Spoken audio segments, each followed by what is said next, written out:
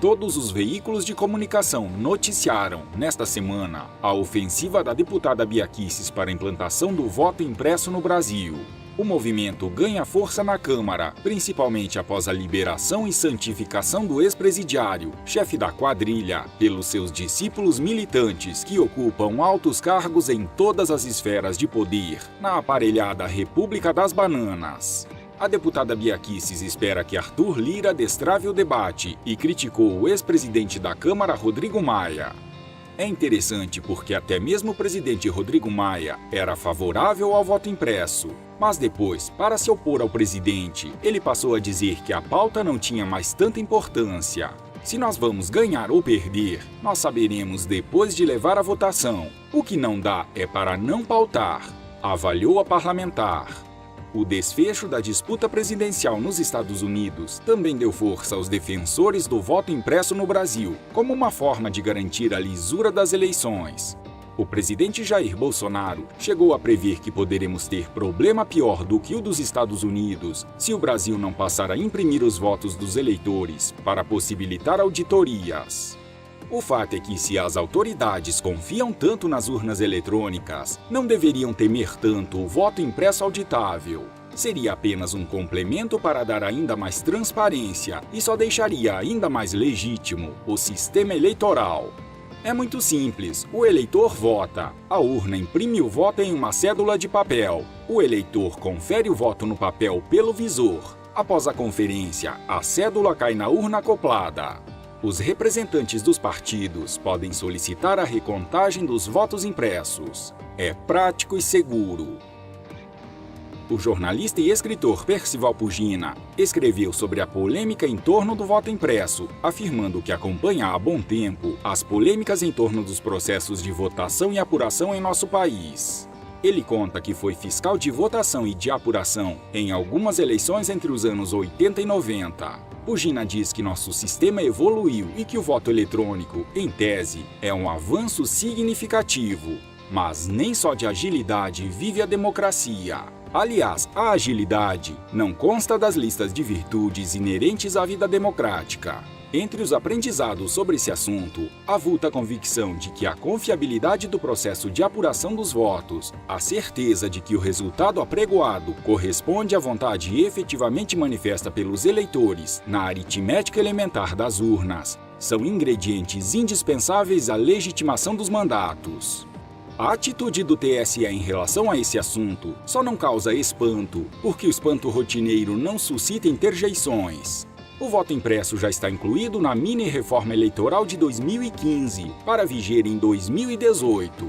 Por 8 votos a 2, porém, foi derrubada pelo Supremo, sempre ele, sob a alegação de que problemas da impressora tornariam os votos de um ou mais eleitores acessíveis ao conhecimento dos mesários. Argumento frágil, como veremos a seguir.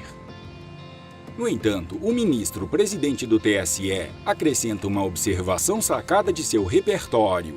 O sistema eleitoral brasileiro é auditável do primeiro ao último passo.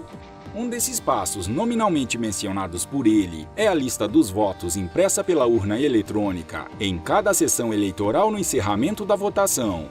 A essa lista o ministro denomina, eufemisticamente, de voto impresso. Claro que a lista impressa de todos os votos não é o voto impresso, e o ministro sabe. A lista de que ele fala é a lista dos votos dados a cada candidato numa sessão de votação. Exceto mediante sofisma, essa lista não se confunde com a impressão do voto ou votos de cada eleitor. No voto impresso, proposto na PEC da deputada Bia Kicis, o eleitor vota, a urna imprime esse voto e o torna visível ao eleitor, sem dar acesso à manipulação. O eleitor confirma e o voto cai numa urna. É a máquina que faz a contagem, mas em caso de dúvida, tem-se os votos materializados, em papel, para serem recontados manualmente ou para verificação por amostragem. Nada disso interfere com as muitas inspeções técnicas no conjunto dos sistemas de transmissão de dados e contagem eletrônica, mecanismos que seria burrice abolir para retroceder ao transporte manual. Por fim, o fato de um sistema ser auditável não é o mesmo que serem auditáveis os votos que ele colhe, soma e imprime, numa lista que ele, sistema, elabora. Na eleição do ano passado, foram utilizadas 400 mil urnas e mais de 3 mil apresentaram problemas. A falha técnica é inerente a todo equipamento eletrônico e nada impede que, ocorrendo falha de uma impressora, seja disponibilizado aos eleitores um voto em papel, depositado em outra urna, sistema que funcionou durante décadas no Brasil. A exceção não pode fazer a regra. Os semideuses togados, bem como os membros deste colegiado no Tribunal Eleitoral, não são merecedores de tanta credibilidade como para que possam representar garantia de algo. Transparência. É preciso haver isso para que não haja dúvida. Então, cada vez, né, que qualquer um de nós que vai lá pagar uma conta com cartão de crédito, e o sujeito pergunta: o senhor quer comprovante? Quero, porque eu quero comprovar que no fim do mês a conta esteja correta. Então, na dúvida, viva a urna eletrônica, maravilha, avanço, modernidade brasileira. Mas temos que ter um comprovantezinho. Eu, por exemplo, eu tenho 2 agendas. Eu tenho essa agenda aqui e eu tenho essa, né? As duas se completam. A agenda do papel vai funcionar se a agenda digital tiver alguma dúvida. Então é isso que a gente está propondo ao eleitor brasileiro, à democracia brasileira, a confiança na democracia brasileira, acima de qualquer sigla partidária, de qualquer preferência ideológica, é o voto. Tem gente que não gosta do voto, totalitarismo não gosta do voto, sabe muito bem que desconsidera a eleição. Mas aí é separado da democracia, é outra coisa, é outra cabeça que está desesperada por aí, mas é outra cabeça.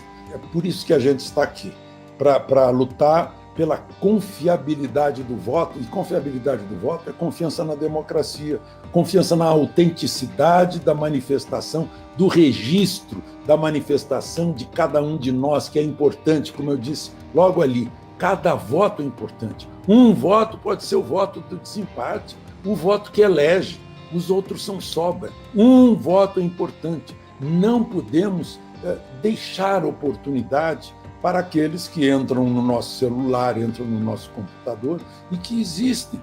Eu não sei se já descobriram alguma coisa inexpugnável nesse mundo, quando a gente vê que até os registros mais secretos do governo da maior potência do mundo são invadidos, né? Então não dá para a gente ter essa arrogância de achar que o nosso aqui, esse é inviolável. Meu Deus, está escrito na Constituição que o mandato é inviolável e violaram o mandato e tem um deputado preso. Então, sinto muito, não dá para a gente ficar hipócrita nisso. Vamos preservar a autenticidade, a confiança do nosso voto.